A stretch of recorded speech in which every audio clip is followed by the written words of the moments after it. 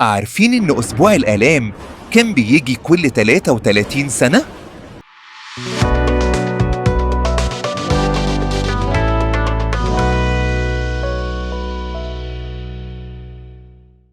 زمان كان أسبوع الآلام بيجي مرة واحدة بس كل 33 سنة، وكان منفصل تماماً عن صوم الأربعين المقدسة، وكان مواعيدهم مختلفة عن بعض.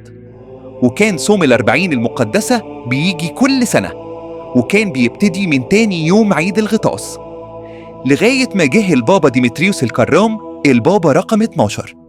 ولاحظ إن في ناس كتير بتتولد وتعيش وتموت من غير ما تحضر أسبوع الآلام. وبعد محاولات كتير قدر البابا ديمتريوس يعمل التقويم الأبقطي، والتقويم ده عبارة عن شوية حسابات فلكية نقدر من خلالها نحسب عيد الفصح اليهودي هيكون إمتى من كل سنة. وبكده قدرنا نعرف ميعاد أسبوع الآلام وعيد القيامة هيكونوا إمتى بالظبط. ومن ساعتها قرر البابا ديمتريوس إن أسبوع الآلام وعيد القيامة هيكونوا كل سنة عشان كل الناس تحضر الأيام المقدسة دي. وإنت كمان صلي معايا وقول: يا رب، نشكرك لأنك رتبت الأزمنة والمواعيد عشان كل ولادك يعيشوا الأيام المقدسة ويتمتعوا بخلاصك.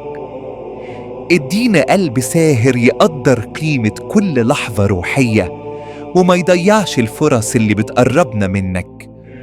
علمنا نعيش أسبوع الآلام بتوبة حقيقية ونشاركك الطريق لغاية فرحة القيامة.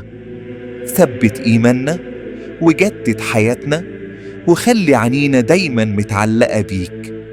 آمين.